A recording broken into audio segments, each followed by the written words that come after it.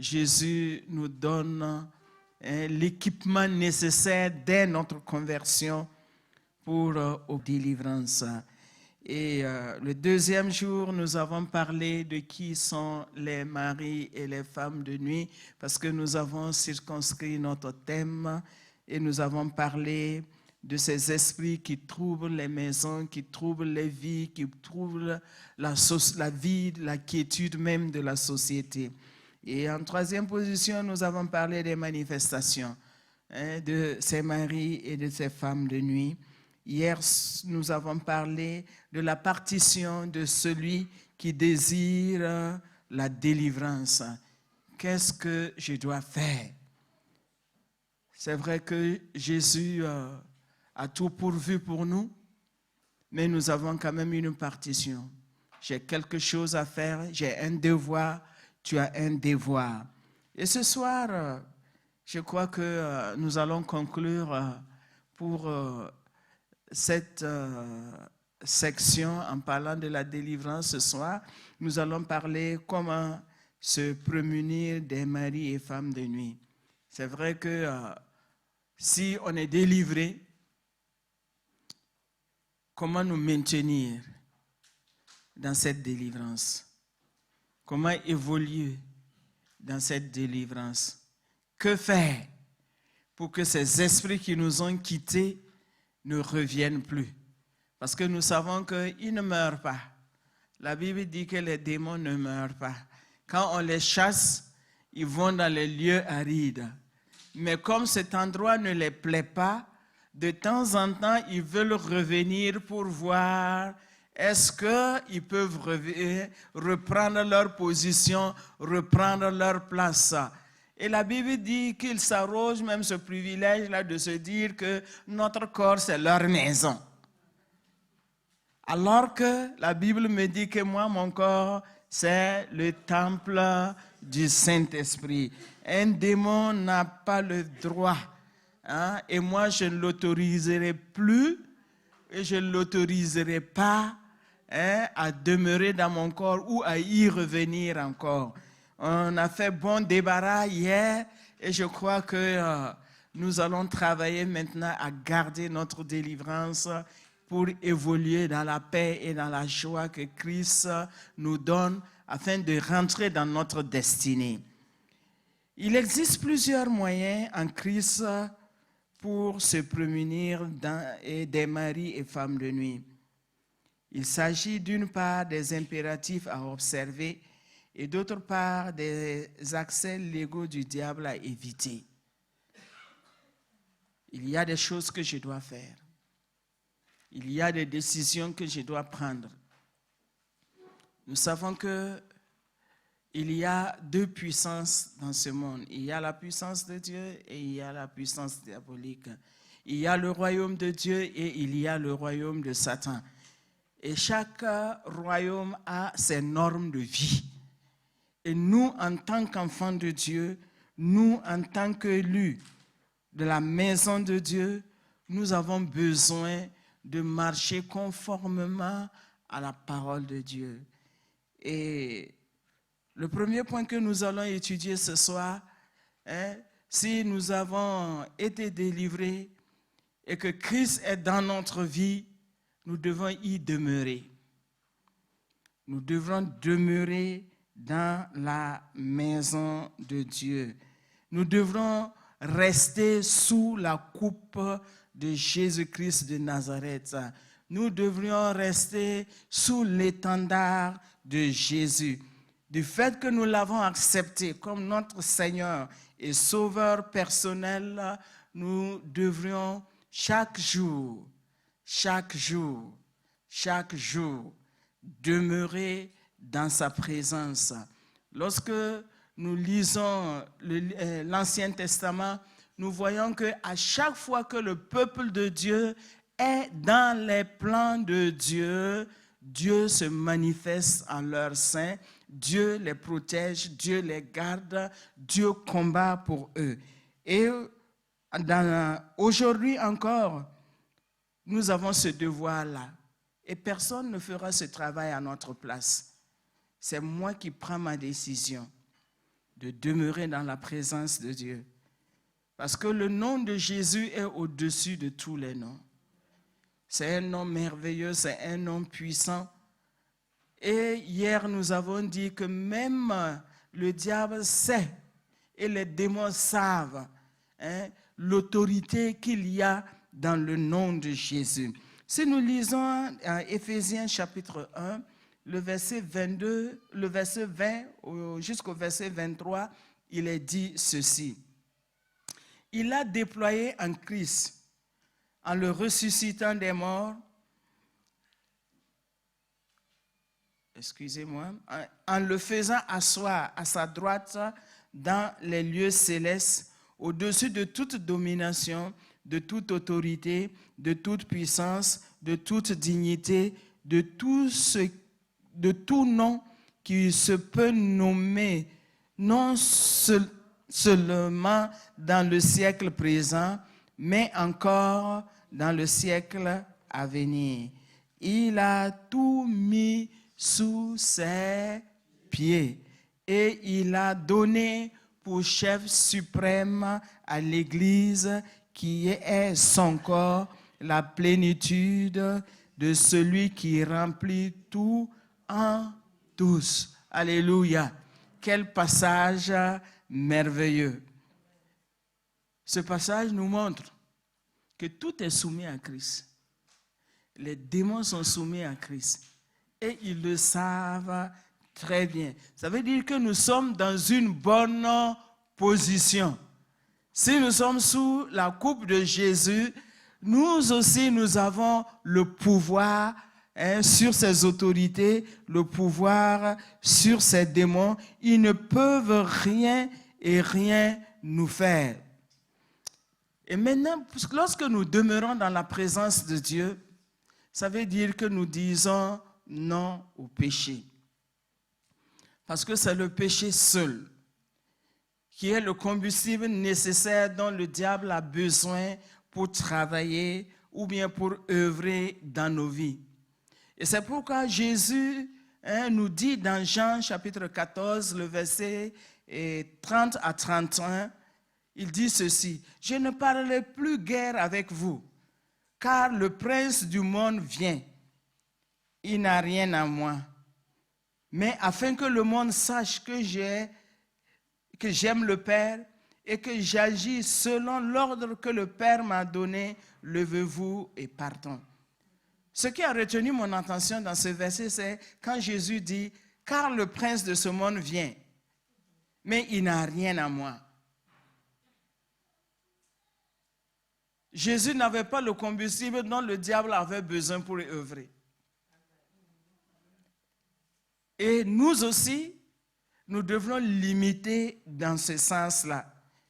Parce que nous ne pouvons pas empêcher au diable de nous tenter. Non, non, non. Quand nous regardons la vie du peuple de Dieu, bien qu'ils étaient les enfants de Dieu, le diable venait de temps en temps. Les ennemis venaient de temps en temps. Et aujourd'hui, nous aussi, nous ne pouvons pas empêcher au diable de nous attaquer, nous ne pouvons pas empêcher le diable de nous tenter, mais nous avons cette responsabilité-là, de lui dire, non, non, non, le péché, tu ne peux pas encore à moi. Dans le jardin d'Éden, le diable a cherché le péché pour pouvoir avoir le dessus sur Adam et Ève. Et quand il est arrivé, la première chose qu'il a fait, c'est de semer le doute. Et à cause de ce doute, Adam et Ève n'ont pas réussi. Mais Jésus, il était sans péché. Et la parole de Dieu nous dit qu'au contraire, il s'est fait pécher pour nous. Pour que nous puissions avoir la victoire. Pour que nous puissions dominer. Pour que nous puissions lui ressembler en toutes choses. Et ce soir, je voudrais que nous travaillions à rester dans cette position-là. Enfant de Dieu, fille de Dieu, prince de Dieu, notre identité a changé. Et nous avons, au travers de notre identité, le pouvoir de rester ferme, de dire non à Satan. Deuxième chose que nous devons observer, pour garder notre pureté de vie, pour nous mettre à l'abri des maris et des femmes de nous et des démons, si nous sommes célibataires, l'abstinence jusqu'au mariage est une nécessité. La Bible dit abstinence jusqu'au mariage. La Bible est claire sur la question des relations sexuelles entre un homme et une femme. La Bible est contre les dépravations sexuelles. C'est vrai qu'aujourd'hui, c'est ce qui est à la mode aujourd'hui. Et dans certains pays, la loi autorise un certain nombre de choses que la Bible n'agrée pas. Et ensemble, nous allons lire dans Lévitique chapitre 18, le verset 4 au verset 24. C'est long, mais je crois que c'est nécessaire que nous puissions lire pour comprendre, savoir ce que Dieu attend de nous pour pouvoir demeurer dans notre pureté de vie. Ce n'est pas ce que le monde prône que nous devrions accepter. Lévitique 18, à partir du verset 4 au verset 24. Est-ce qu'on peut se tenir debout pour lire?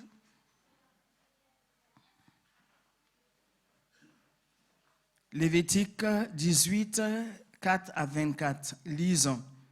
Vous pratiquez mes ordonnances et vous observerez mes lois. Vous les suivrez. Je suis l'Éternel, votre Dieu. Vous observerez mes lois et mes ordonnances. L'homme qui les mettra en pratique vivra par elles. Je suis l'Éternel. Nul de vous ne s'approchera de sa parente pour découvrir sa nudité. Je suis l'Éternel. Tu ne découvriras point la nudité de ton père, ni la nudité de ta mère, c'est ta mère. Tu ne découvriras point sa nudité.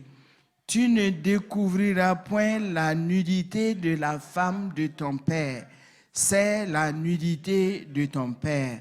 Tu ne découvriras point la nudité de ta sœur, fille de ton père ou fille de ta mère, née dans la maison ou née hors de la maison.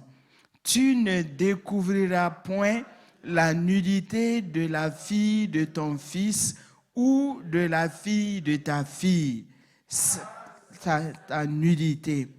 Tu ne découvriras point la nudité de la fille de la femme de ton père, née de ton père, c'est ta sœur.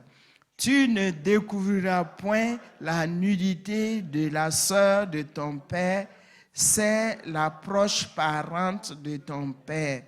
Tu ne découvriras point la nudité de la sœur de ta mère, car c'est la proche parente de ta mère.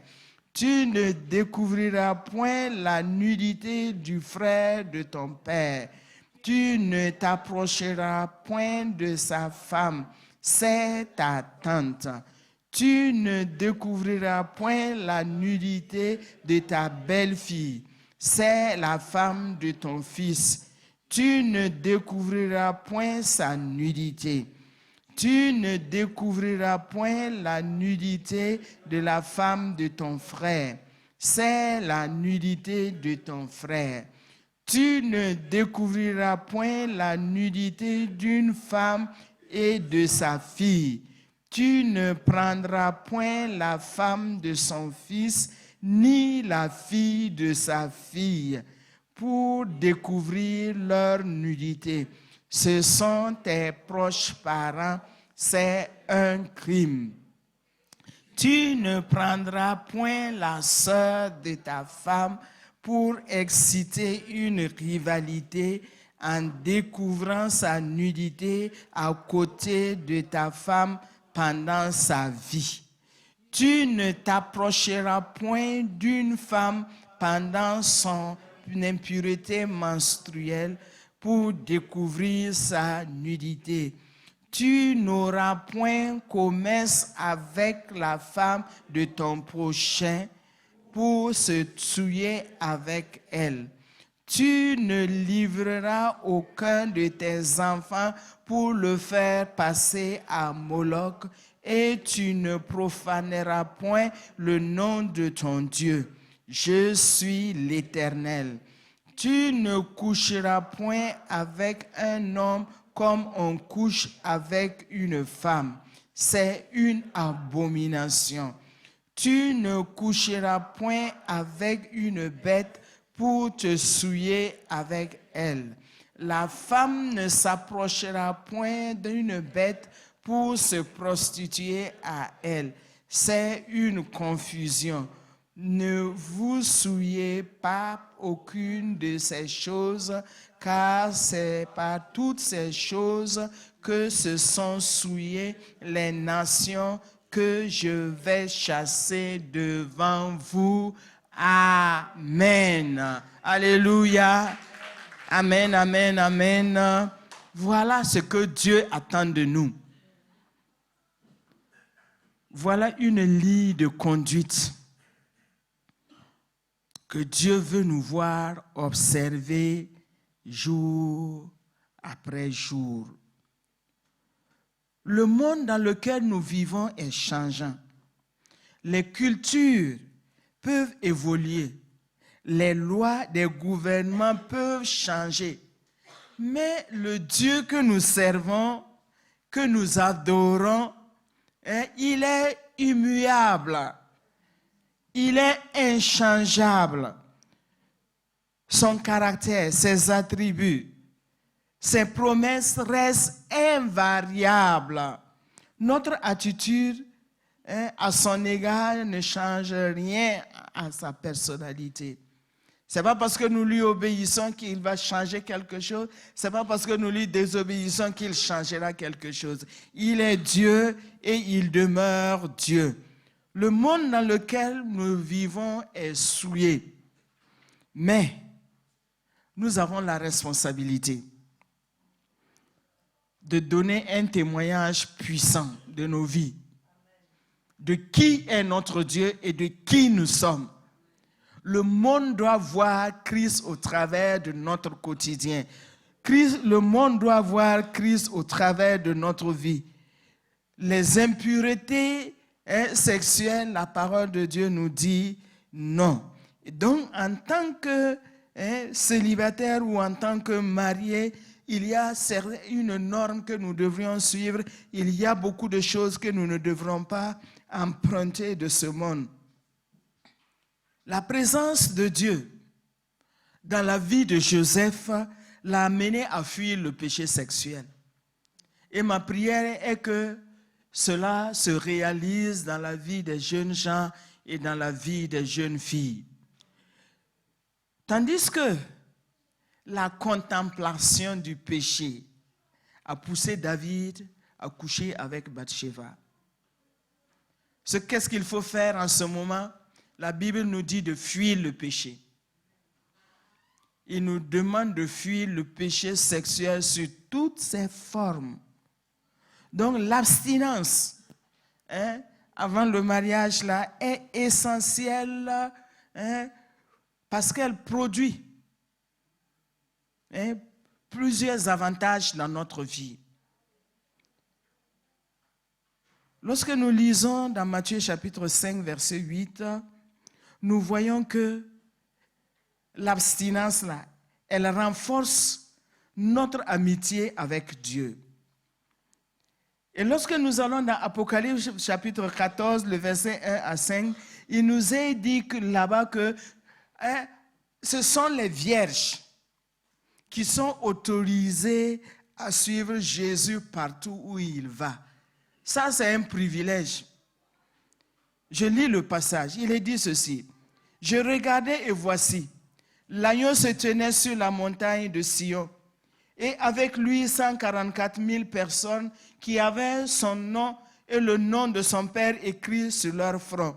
Et j'ai entendu du ciel une voix, comme un bruit de grosses eaux, comme le bruit d'un grand tonnerre. Et la voix que j'entendis était comme celle de joueurs de harpe jouant de leur harpe.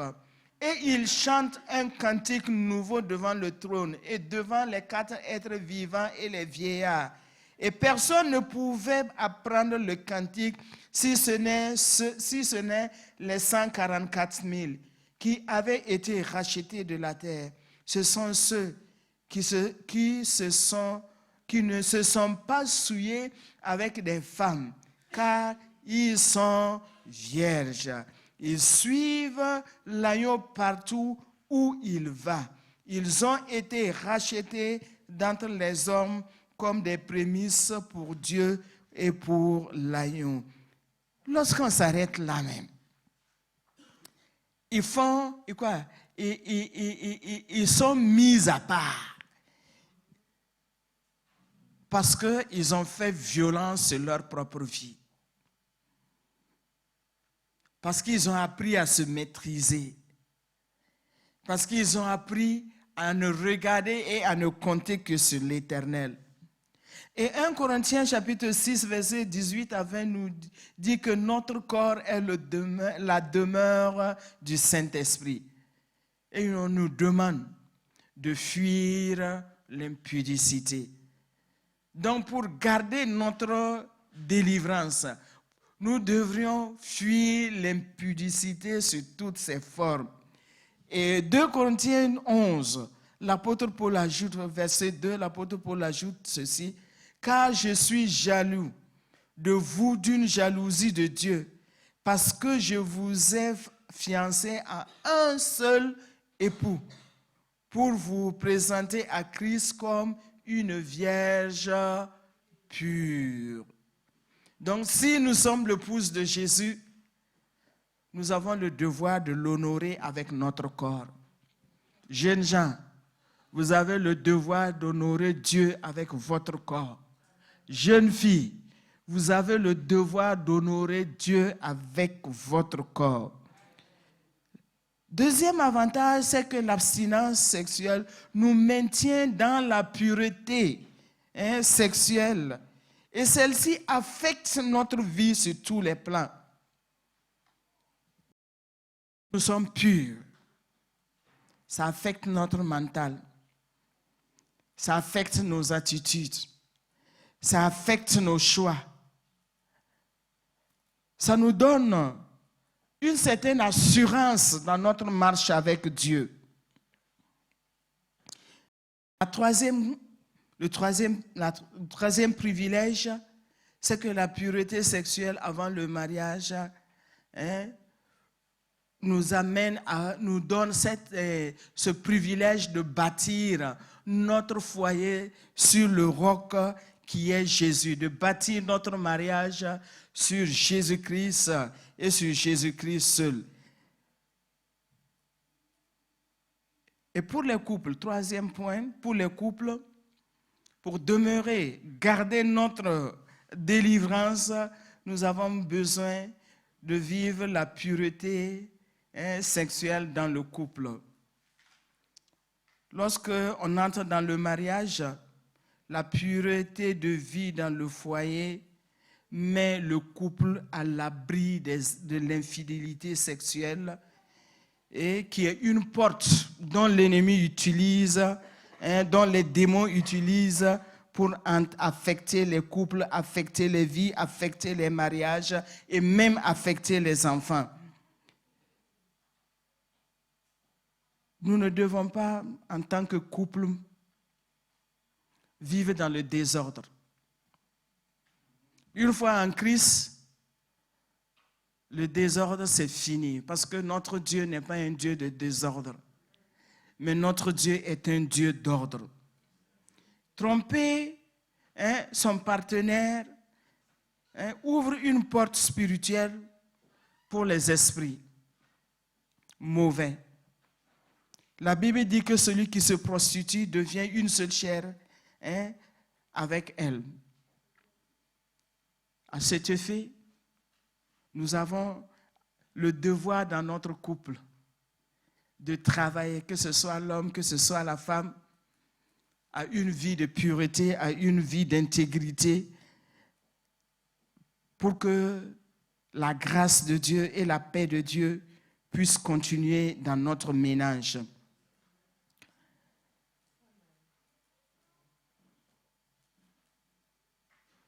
Autre chose, nourrir des affections démesurées pour une autre personne que notre partenaire dans le mariage est banni. La Bible qualifie cela de péché. Nous devrions simplement, les partenaires sont appelés à garder et à entretenir de bonnes relations pour que l'impudicité, l'adultère, le faux témoignage, la calomnie n'entrent pas dans leur mariage. Et troisième chose dont nous devrons nous priver, dont nous devrons fuir, c'est ne pas priver notre partenaire de notre corps.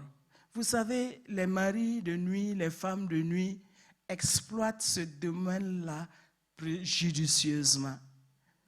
Lorsque la femme a besoin de son mari et que son mari lui refuse le corps ou que c'est le vice-versa, ou bien tu as eu simplement même le désir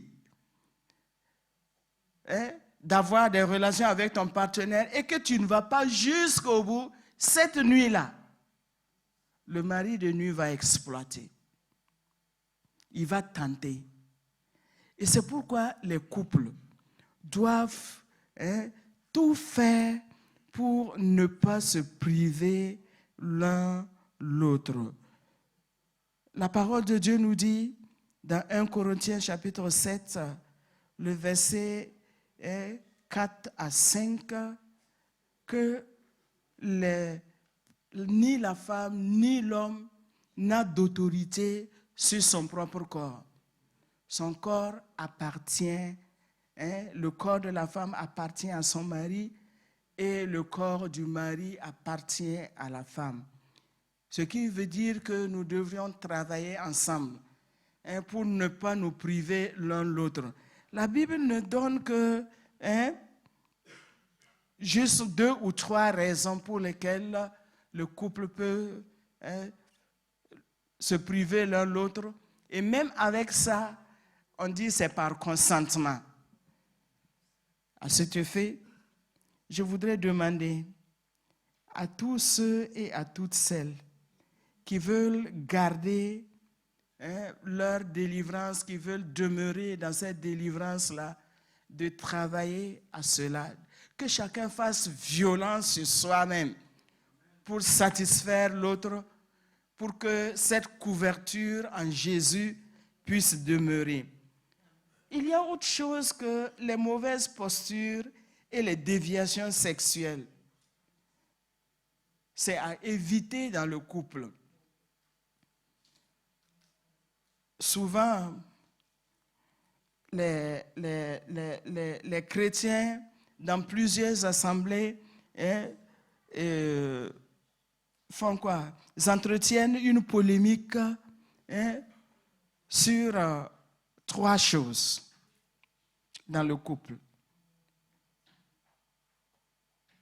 Certains couples disent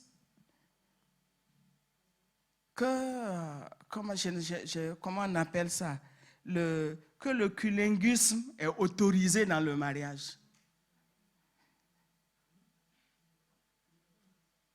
Certains couples disent que la fellation est autorisée dans le mariage. Et certains couples, même chrétiens, prônent quoi? La sodomie dans le couple.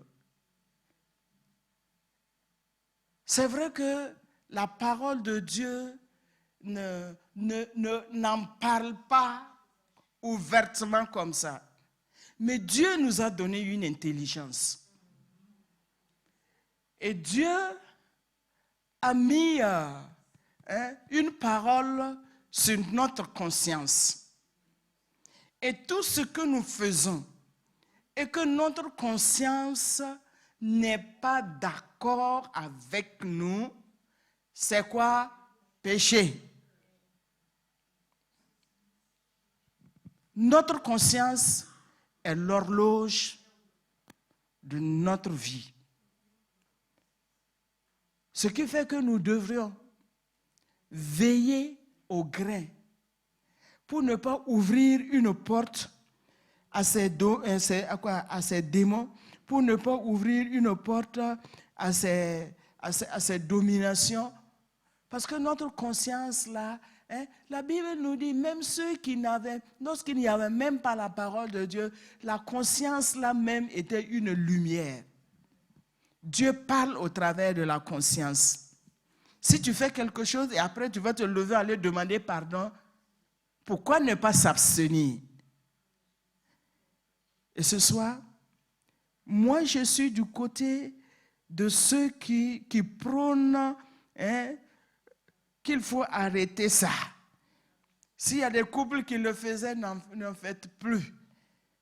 La joie que Christ nous a donnée et la lumière qu'il nous a donnée et le droit qu'il nous a donné de jouir dans le couple là, contentons-nous de ça. Le monde n'a rien à nous donner. Au contraire, c'est nous qui avons quelque chose à donner au monde. Et tous ceux-là qui vivent de la sorte, si vous allez fouiller, vous allez vous rendre compte qu'ils ont pris ça dans la pornographie. Et la Bible, depuis le début, nous avons dit que Dieu est contre, n'est pas d'accord avec la pornographie.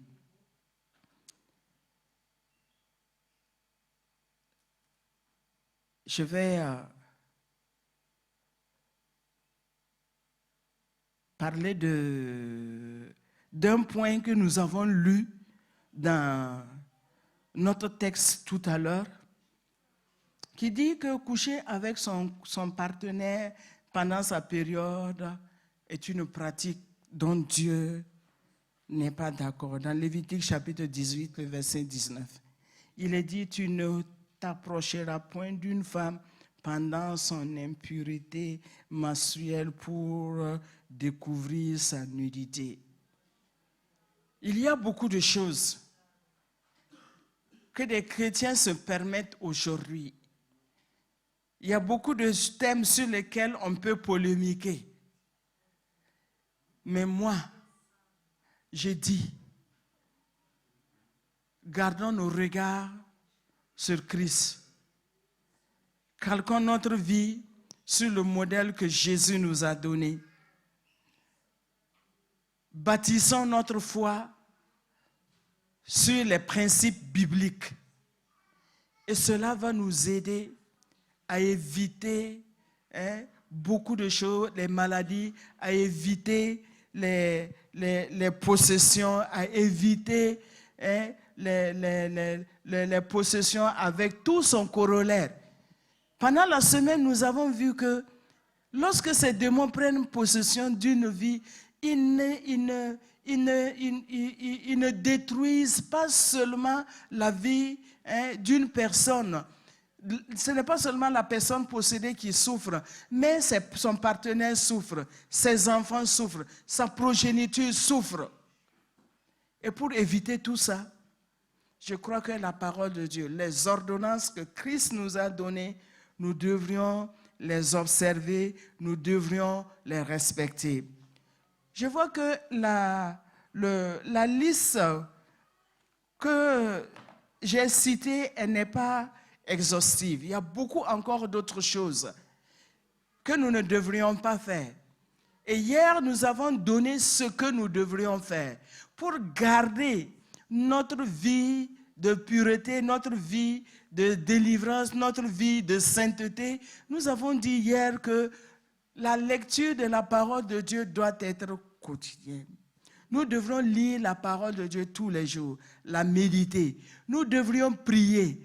Nous devrions parler en langue. Et hier, nous avons dit, pour parler en langue, nous devrions être forcément remplis du Saint-Esprit. Et lorsque nous sommes remplis du Saint-Esprit, nous devrions parler en langue. Parler en langue, parler en langue. Et nous avons dit hier que le parler en langue là, souvent nous ne comprenons pas ce que nous disons. Mais la parole de Dieu nous dit qu'en parlant en langue, nous nous édifions nous-mêmes. Et si moi je m'édifie, ça veut dire que j'édifie mon couple. Si moi je m'édifie, ça veut dire que je deviens utile à ma maison. Si je m'édifie, ça veut dire que je deviens utile à mes enfants. Si je m'édifie, ça veut dire que je me mets à l'abri des maris et je me mets à l'abri des femmes de nuit. La vie est un choix. Et la parole de Dieu nous dit qu'il met devant nous la vie et la mort. Et c'est à chacun de nous de choisir. Si nous voulons vivre, nous avons la liberté. Si nous ne voulons pas vivre aussi, nous avons la liberté. Et Dieu n'a jamais privé l'homme de cette liberté-là. Depuis le jardin d'Éden, il a donné la liberté à Adam et la liberté à Ève de choisir le camp dans lequel ils veulent vivre. Et aujourd'hui, lorsque nous lisons Deutéronome chapitre 30, du verset 15 au verset 20, est-ce que nous pouvons lire encore Deutéronome 30, le verset 15 et au verset 20. Est-ce qu'on peut se tenir debout encore pour lire?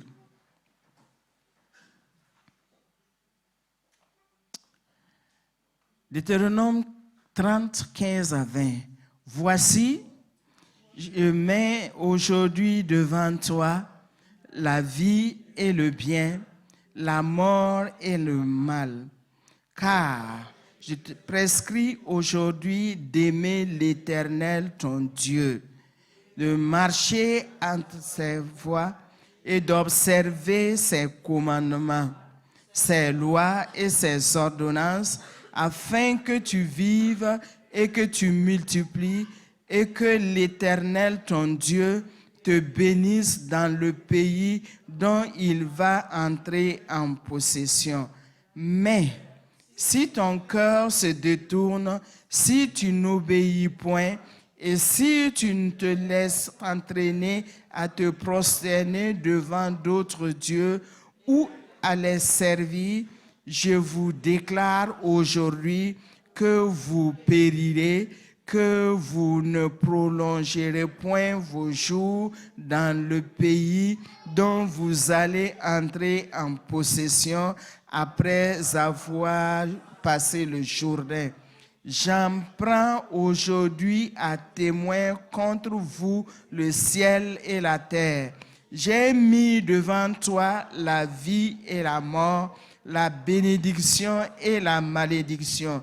Choisis la vie afin que tu vives, toi et ta postérité, pour aimer l'Éternel ton Dieu, pour obéir à sa voix et pour t'attacher à lui, car de cela dépend ta vie et la prolongation de tes jours. Et c'est ainsi que tu pourras demeurer dans le pays que l'Éternel a juré de donner à tes pères, Abraham, Isaac et Jacob. Amen. Alléluia. Alléluia. Amen. La parole de Dieu nous dit que Dieu ne nous force pas à observer ses principes, à observer ses commandements, mais il nous donne cette latitude-là de choisir. Si nous choisissons d'observer ses commandements, la vie c'est pour nous, le bonheur c'est pour nous, la prospérité c'est pour nous, le bien-être c'est pour nous. Mais si nous choisissons de vivre selon le monde, selon les principes de ce monde, la Bible ne nous garantit pas la vie, mais la Bible parle de la mort. Et je crois que ce soir, après ces 4 jours que nous sommes restés ensemble, je crois que nos yeux se sont ouverts et personne ne veut mourir. Moi, je ne veux pas mourir. Moi, je veux vivre. Et je ne veux pas voir mes enfants mourir. Je dis toujours, je veux les voir s'arrêter à mon chevet le jour de ma mort. Mais aujourd'hui, qu'est-ce qui se passe? Le diable a volé nos enfants. Il est en train toujours de voler nos enfants. Le diable sème la mort sur son passage. Mais Jésus-Christ nous dit que c'est lui le bon berger. Et il est venu pour chacun de nous. Et il nous demande seulement de choisir là où nous voulons aller et ce que nous voulons faire. Et ma prière est que nous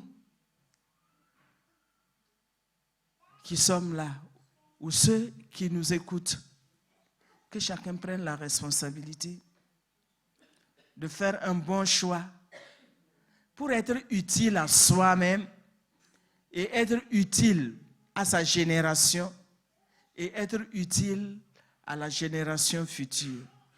Que quelqu'un puisse dire, grâce à mon père, ou grâce à ma mère, ou grâce à telle personne, j'ai connu la vérité et je marchais dans la vérité et je continue de marcher dans la vérité. Et ce soir, je voudrais m'arrêter là pour dire que tu as une responsabilité de garder ta vie pure pour te préserver de ces démons qui font des ravages aujourd'hui. Je sais qu'il y a certaines personnes qui vont mettre en application la parole de Dieu. Je sais qu'il y a certaines personnes qui seront utiles à d'autres personnes. Je sais qu'il y a certaines personnes qui vont s'engager dans le ministère de la délivrance. Je sais que je n'ai pas pu tout dire.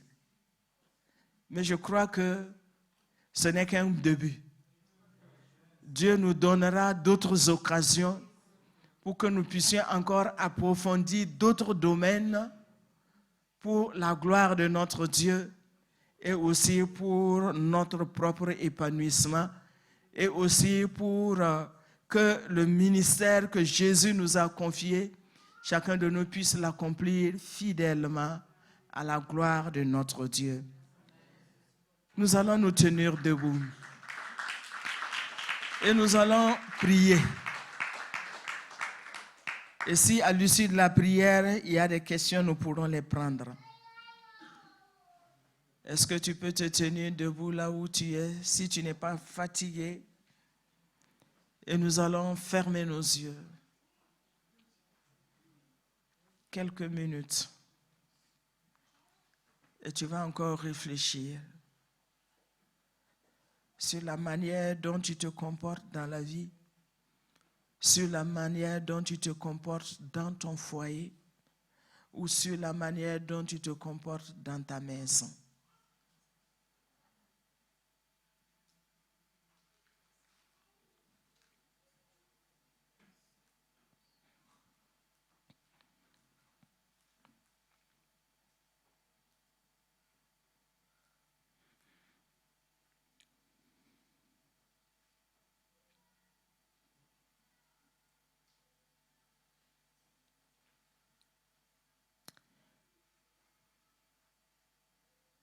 Tu vas élever ta voix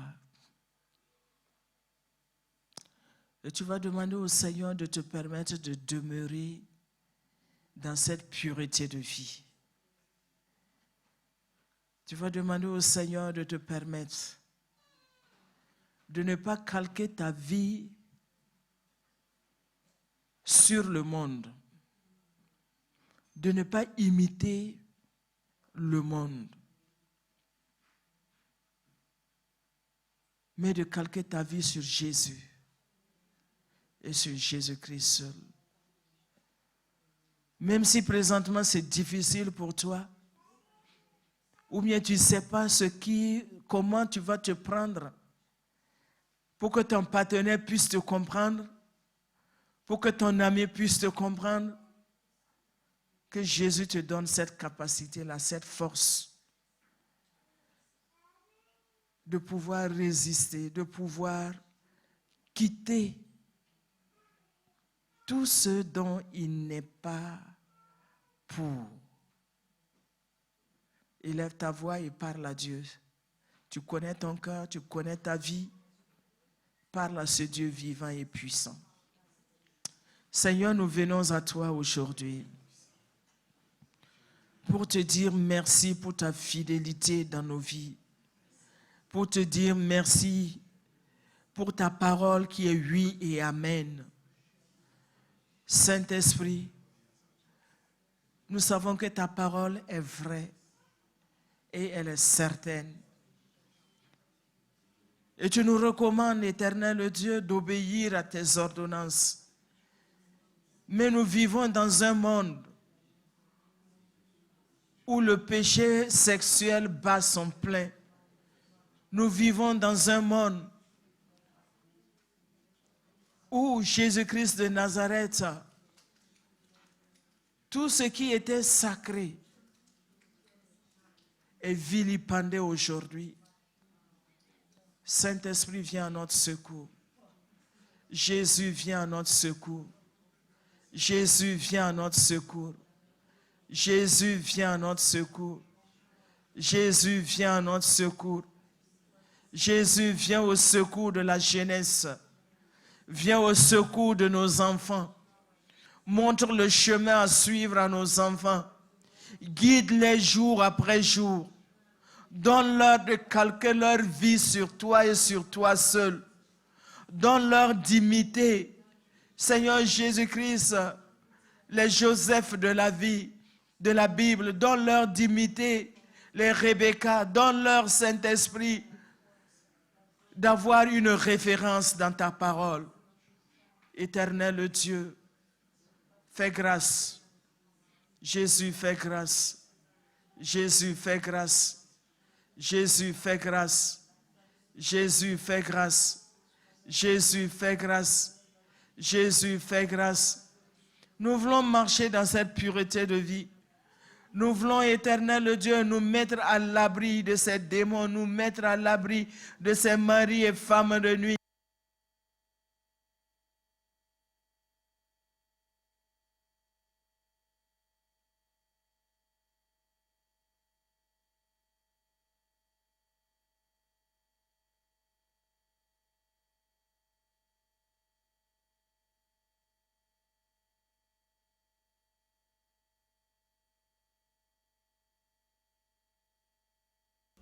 Donne à ton peuple d'obéir à tes ordonnances.